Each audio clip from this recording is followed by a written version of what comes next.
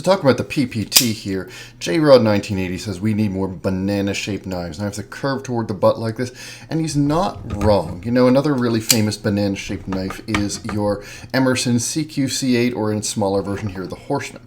There's a lot of really good things about a banana-shaped knife. This curve down toward the back of your hand here, which is what gives it that banana shape, really locks the hand in. So it curves around the back of your pinky, and so your whole hand is kind of captured in this spot here. It gives you really secure, really locked in ergonomics. That's true on the PPT. That's also true here on the Horseman. This thing, my hand is not, this knife is not going to move forward or backwards in my hand. My hand is not going to move forward or backwards on the knife because this butt end here is holding my hand in place.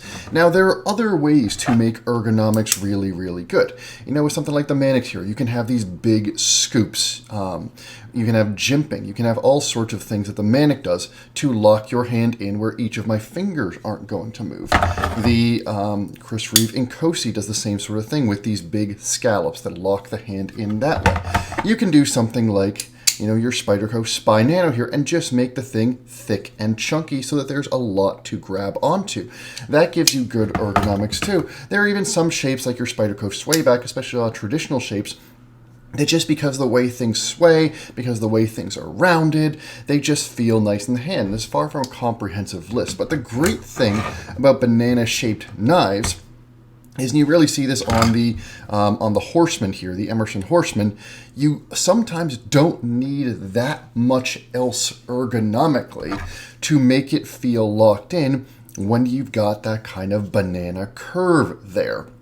And you do see a decent number of traditional patterns. There's some sort of variant on this, where you can have a relatively neutral handle other than that sort of banana curve. And especially if you've got something on the front end blocking your hand from riding up, you can get the benefits of a neutral handle in the sense that it's just a little bit more comfortable to just grab onto. Gives you a little bit more ergonomic versatility while still having that back curve lock your hand in. Now, the big downside of a banana-shaped knife in general is that they tend to be pocket hogs.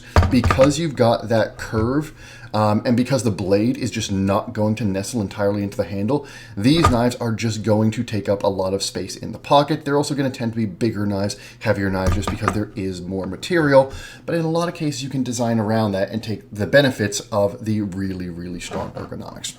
So I agree. Some more banana-shaped knives would be very, very cool. It's a great ergonomic pattern. Thanks for the comment.